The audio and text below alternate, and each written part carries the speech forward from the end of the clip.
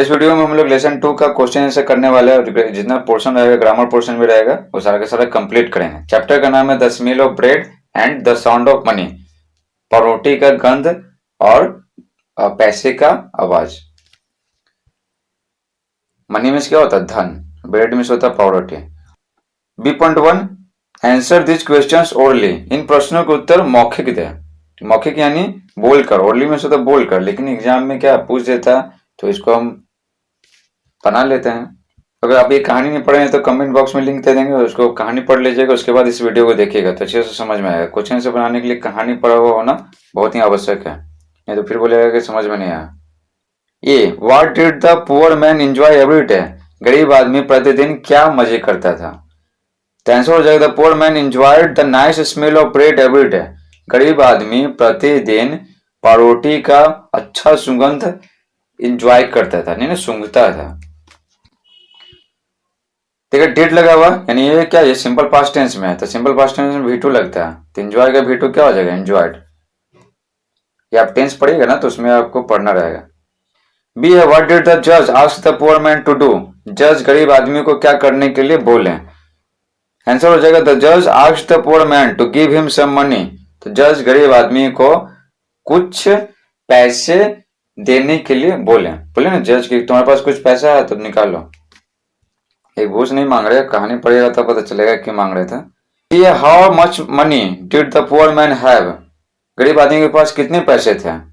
तो आंसर हो जाएगा the poor man had 2 small coins. गरीब आदमी के पास 2 छोटे छोटे सिक्के थे।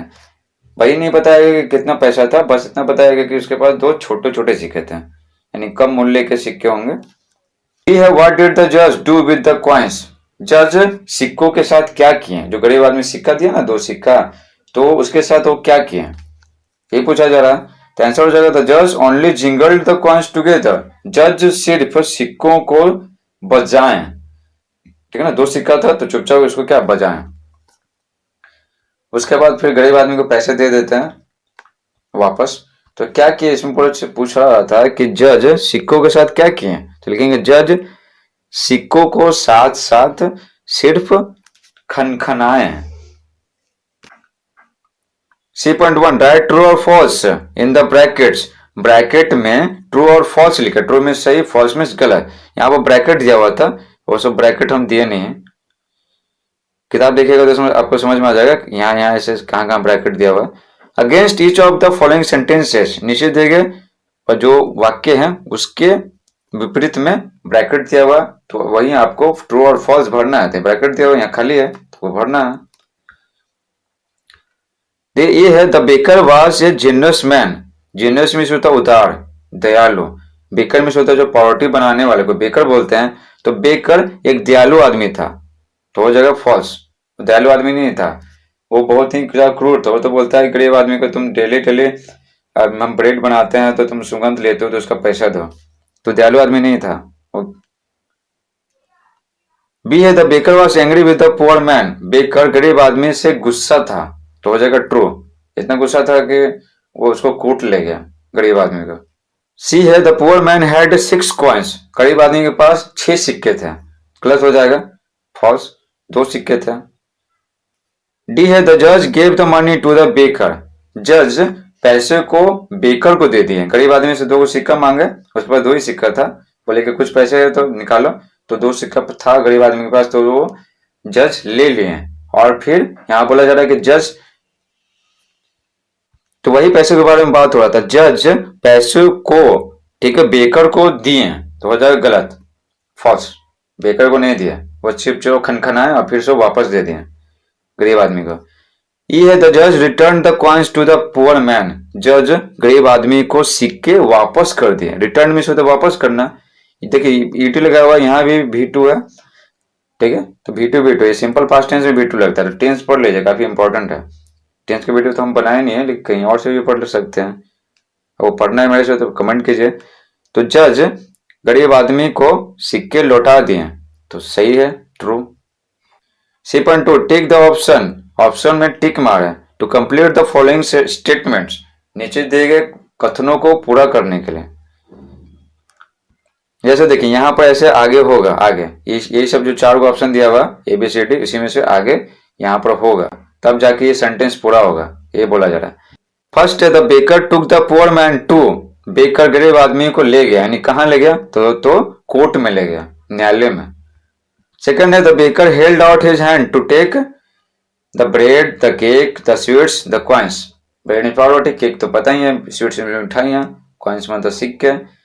तो बेकर अपना हाथ आगे बढ़ाया टू टेक, लेने के लिए, क्या लेने के लिए, सिक्के लेने के लिए। सोचा ना कि जज हमको सिक्के दे देंगे गरीब आदमी से लेकर, लेकिन ऐसा होता नहीं है, लेकिन वो अपना हाथ आगे बढ़ाता है, क्या लेने के लिए, सिक्के लेने के लिए, तो हो जाएगा द कॉइन्स।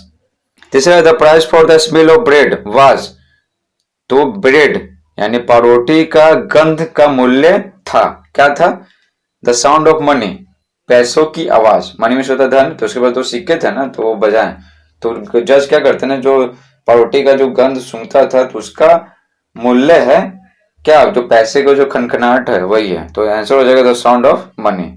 म्यूजिक नहीं होगा, कॉइन्स भी नहीं होगा, सिक्के भी नहीं होगा, 20 रुपीज भी नहीं होगा, तो आंसर क्या हो जाएगा, ये हो जाता है साउंड ऑफ मनी।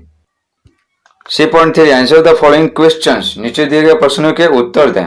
ये है why was the baker angry with the poor man, baker यानी पावरोटी बनाने वाला गरीब आदमी से क्यों गुस्सा था, तो आंसर हो जाएगा the baker was angry with the poor man, baker गरीब आदमी से गुस्सा था। तो क्या करेंगे ना, द बेकर से यहां तक लिख लेंगे, मैन तक लिख लें, और बेकर के बाद ना, द बेकर के बाद वाज लगा देंगे, तो याद करने की आवश्यकता नहीं है, तो याद कहां से करेंगे, बिकॉज से करेंगे। तो आंसर हो जाएगा बेकर गरीब आदमी से गुस्सा था क्योंकि, बिकॉज में क्योंकि, he felt that the poor man was enjoying the sweet smell without paying any money, क्योंकि वो महसूस करता था, नहीं क्योंकि वो मानता था कि गरीब आदमी जो उसका मीठा सुगंध एंजॉय कर रहा था बिना कोई पैसे चुकता किए हुए, ठीक है, इसलिए वो उससे गुस्सा था, कि वो सोचता था ना कि जो मीठा मीठा सुगंध ब्रेड बनने को जो ले रहा है, सूंघ रहा है, तो उसके बदले में उसको पैसे देने चाहिए, इसलिए वो नहीं दे रहा था, इसलिए वो गुस्सा था। बी है व्हाई डिड द जज jingle the coins together, jingle में होता है खनखनाना, टुगेदर में होता है साथ साथ, तो जज सिक्कों को साथ साथ क्यों खनखनाए, तो क्यों खनखनाए यही आपको बताना है। तो आंसर हो जाएगा द जज जिंगल द कॉइन्स टुगेदर, जज सिक्कों को साथ साथ खनखनाए to make the baker realise his mistake, baker को अपनी गलती का एहसास दिलाने के लिए, ठीक ना, एहसास दिलाने के लिए। The price for the smell of bread should be the sound of money, क्योंकि ब्रेड के स्मेल गंध का मूल्य मनी का यानी धन का आवाज होना चाहिए।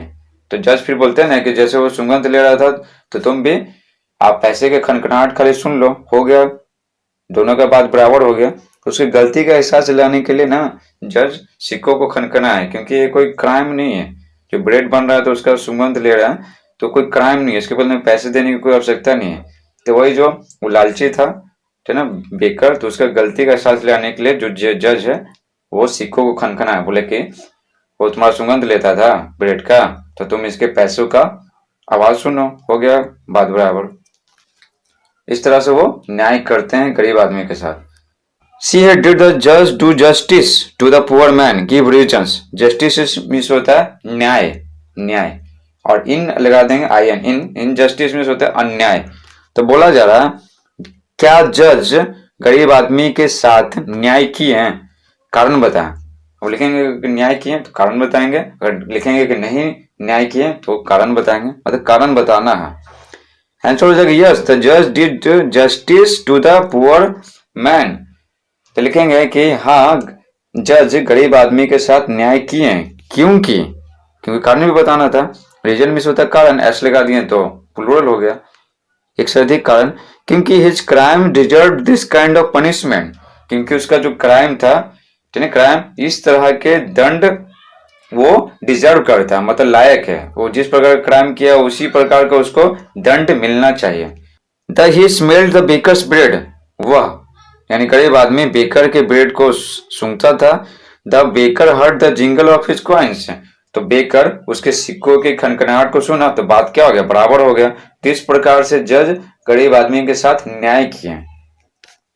D.1 match the words with their opposite meanings, opposite meanings में होता है विलोम शब्द, मीनिंग में होता है अर्थ, अपोजिट में होता है विलोम। तो बोला जा रहा है कि जो वर्ड दिया हुआ ना इसमें, इसका ऑपोजिट मीनिंग यानी विलोम शब्द इस लाइन में दिया हुआ, तो आपको मैच करना। लिखा हुआ कि one has been done for you, एक आपके लिए किया गया है। नाइस मीन्स क्या होता है? बढ़िया। तो ये पहले इसका हिंदी पढ़ लेते ना, तो आपको अच्छे से समझ में आएगा। देखिए नाइस मीन्स होता है बढ़िया। जैसे फोटो को फेसबुक पर पोस्ट करता है तो लिखते हैं नाइस, नाइस पिक, वही वाला नाइस है। पनिशमेंट मीन्स दंड। जेनरस मीन्स क्या? काइंड, दयालु, काम। CALM, तो एल नहीं पढ़ते इसमें, ठीक है? तो काल्म नहीं पढ़ेंगे, काम पढ़ेंगे, CAM, ठीक है? एल नहीं पढ़ते हैं, लिखते होते हैं लेकिन पढ़ते नहीं है। तो CALM, काम। काम मीन्स होता है शांत, ठीक है? स्टिंगी मीन्स होता है कंजूस। एंग्री मीन्स गुस्सा। स्माइल मीन्स मुस्कुराया, V2 है। विप्ड मीन्स रोया। जिस प्रकार स्माइल का मुस्कुराना होता है ना, तो V2 होता है स्माइल्ड, डी लगा देते हैं। उसी प्रकार WEEP, विप मीन्स होता है रोना, तो V2 क्या होता है? WEPT, whipped. और V3 भी सेम ही होता है। रिवॉर्ड मीन्स पुरस्कार। रूड मीन्स क्या? क्रूर।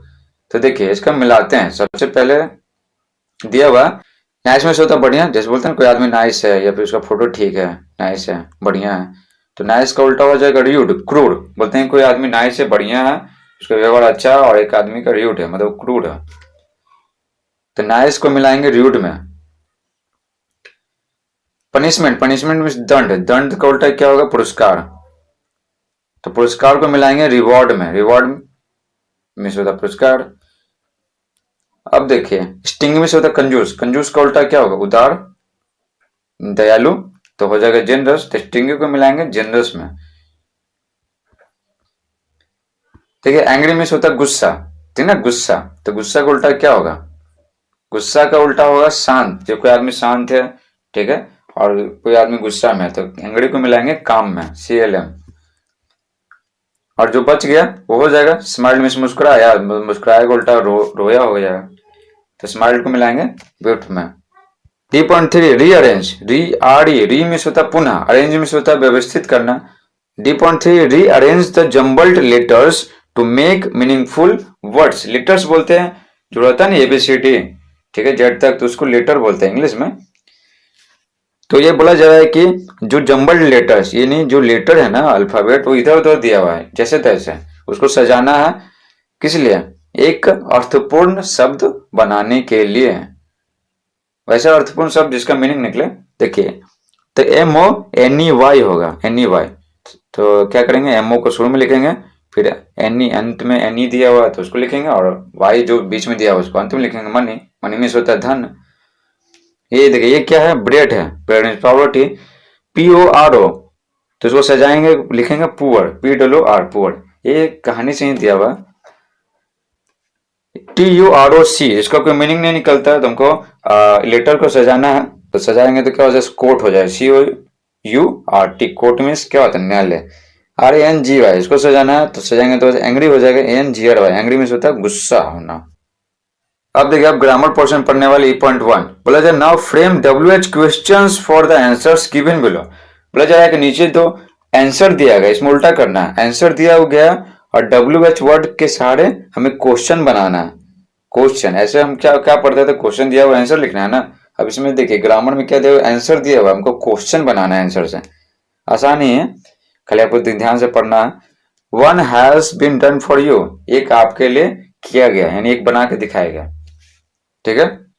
अब देखिए नोट में क्या लिखा हुआ है ना कि कुछ कुछ आंसर है ना, कुछ कुछ उत्तर है, तो उनका 2 क्वेश्चन बन सकता है, ठीक है? आपको जहां लगता है कि आप जहां सोचते हैं, ठीक है, make 2 questions wherever you think it is possible. अगर आप जहां सोचते हैं कि संभव है 2 क्वेश्चन बनाना, तो 2 क्वेश्चन बनाइए।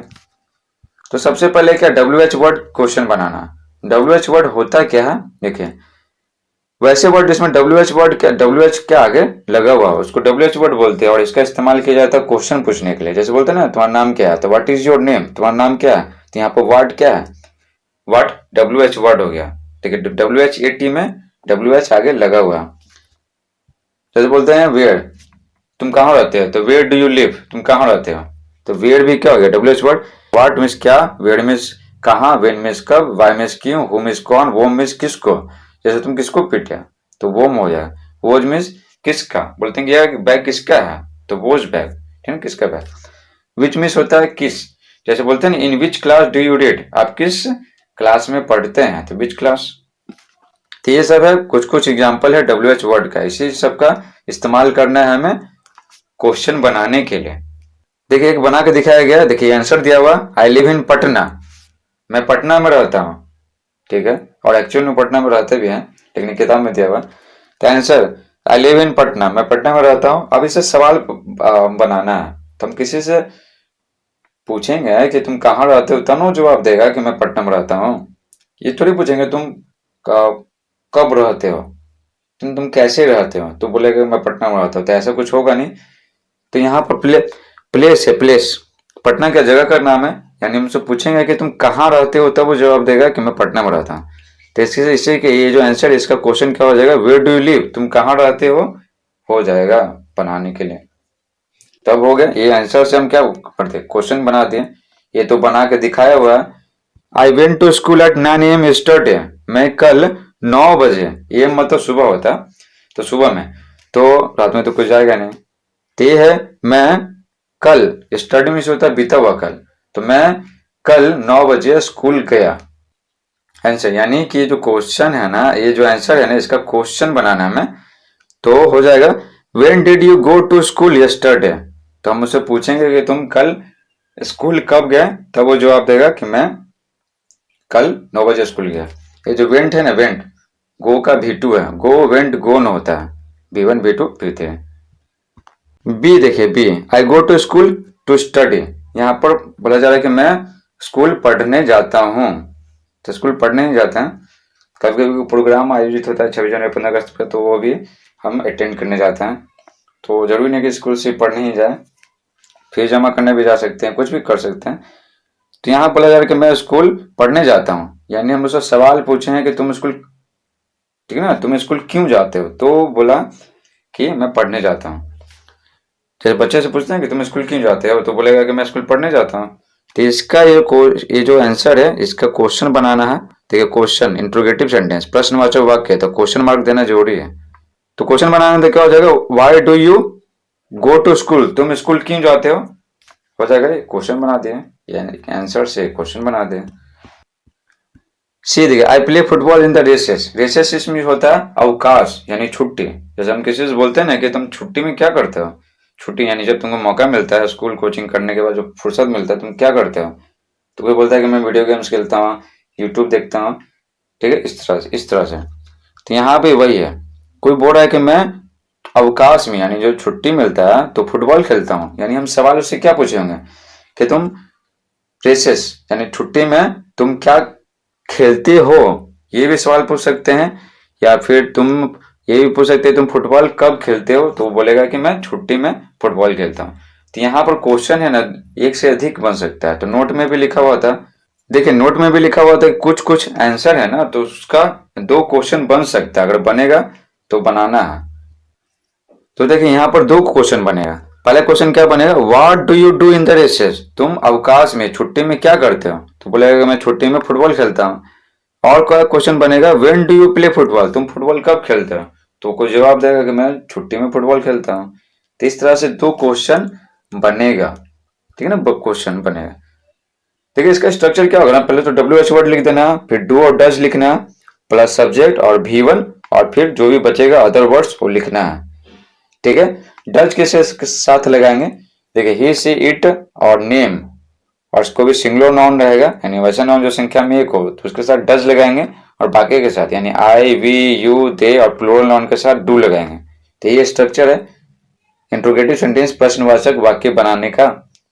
जैसे यहाँ दिया WH वर्ड, ठीक है, WH वर्ड लिख दिए, उसके बाद डू और डज, तो यू के साथ क्या लगता है, डू लगता है, उसके बाद हो गया सब्जेक्ट, उसके बाद V1, और ये यहाँ से यहाँ तक अदर वर्ड्स, और फिर क्वेश्चन मार्क तो देना ही है, सवाल पूछेंगे तो क्वेश्चन मार्क देना ही है। तो ये स्ट्रक्चर किसका है, सिंपल प्रेजेंट टेंस का है, सिंपल प्रेजेंट टेंस, है ना, इंट्रोगेटिव सेंटेंस का यानी प्रश्नवाचक वाक्य का ये स्ट्रक्चर है। जब WH वर्ड इस्तेमाल करते हैं तो सिंपल प्रेजेंट टेंस का इस्तेमाल होता है, जब कोई हमको सच बात बताते हैं या फिर नॉर्मल कुछ भी बता रहे हैं ना, तो हम सिंपल प्रेजेंट टेंस का इस्तेमाल करते हैं। डी है आई वॉज गोइंग होम, मैं घर जा रहा था, यानी हम उससे पूछ रहे होंगे कि तुम कहाँ जा रहे थे। जैसे रोड पे मिले तो तुम उस वक्त उसको पूछे नहीं, वो जल्दी में था, अगले दिन पूछे कि तुम कहाँ जा रहे थे, तो वो जवाब दिया कि मैं घर जा रहा था। तो यानी घर जा रहा था, मैं घर जा रहा था, यानी हमसे सवाल पूछेंगे कि कोई अगर बोल रहा है कि मैं घर जा रहा था, यानी उससे सवाल पूछेंगे तुम कहाँ जा रहे थे। देखो होम मतलब यहाँ पर के कुछ जगह है, तो जगह के लिए वेयर इस्तेमाल करेंगे, टाइम रहेगा तो वेन इस्तेमाल करेंगे। ठीक है, वेयर वर यू गोइंग, तुम कहाँ जा रहे थे, हो जाएगा। ठीक है, आंसर का क्वेश्चन बन गया। ई है my birthday is on the 10th of August, तो मेरा जन्मदिन 10 अगस्त को है। यानी यहाँ पर क्या टाइम दिया हुआ, टाइम कि 10 अगस्त को है, तो हमसे टाइम के लिए क्या वेन इस्तेमाल करेंगे। जब उससे पूछे होंगे कि तुम्हारा जन्मदिन कब आता है या फिर तुम्हारा जन्मदिन कब है, तब वो जवाब देगा कि 10 अगस्त को मेरा जन्मदिन है। तो यहाँ पर टाइम है तो टाइम के लिए हम वेन इस्तेमाल करेंगे, कोई जगह रहता तो वेर इस्तेमाल करते हैं। तो आंसर हो जाएगा वेन इज योर बर्थडे, तुम्हारा जन्मदिन कब है। तो ये आंसर था और ये क्वेश्चन हम बना लिए।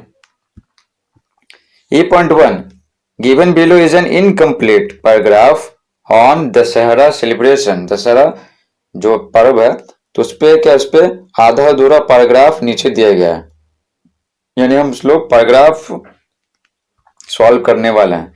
कि filling the blanks with the words in the box to complete it, खाली स्थानों को भरें बॉक्स में दिए गए शब्दों से इसको पूरा करने के लिए।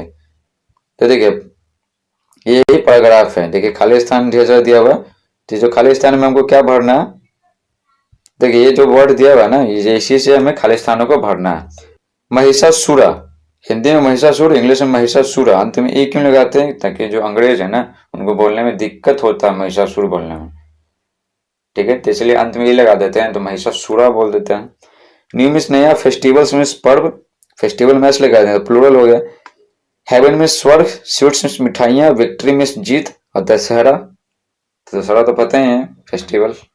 देखिए अब इसको सॉल्व करने वाले दशहरा, दशहरा का आप स्पेलिंग याद कर लीजिए, DUSSEHERA, दशहरा। तो बोला जाए Dussehra is one of the most important days of our country, तो दशहरा हमारे देश के सबसे महत्वपूर्ण त्योहारों में से एक है। तो यहाँ पे क्या होगा, फेस्टिवल्स होगा।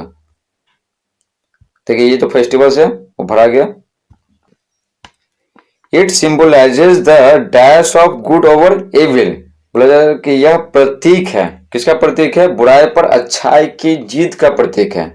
तो यहाँ पर क्या होगा, विक्ट्री, तो यहाँ पर क्या होगा विक्ट्री, तो विक्ट्री VICTURY, विक्ट्री मीन्स होता है विजय, जीत।